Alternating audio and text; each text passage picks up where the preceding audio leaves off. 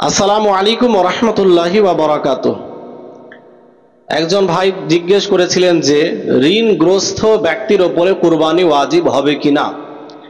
এ ব্যাপারে মনে রাখবেন যে ঋণগ্রস্ত ব্যক্তির যে সম্পদ আছে তার কাছে, সেটা একদিকে করতে হবে।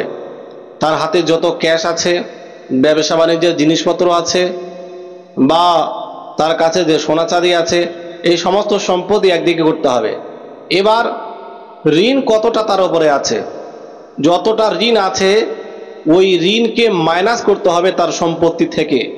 মাইনাস করার পরে যদি সে মালিকে নেশাব থাকে তাহলে তার উপরে কুরবানি করা ওয়াজিব হয়ে যাবে। মালিকে নেশাব মানে সে 653 গ্রাম 184 মিলিগ্রাম চাঁদি ক্রয় করতে পারে ঋণ মাইনাস করার পরে। তো এমত অবস্থায় যেহেতু সে মালিক নেশাব, অতএব তার উপরে কুরবানি করা ওয়াজিব।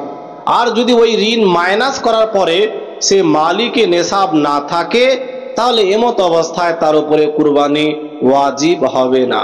আসসালামু আলাইকুম।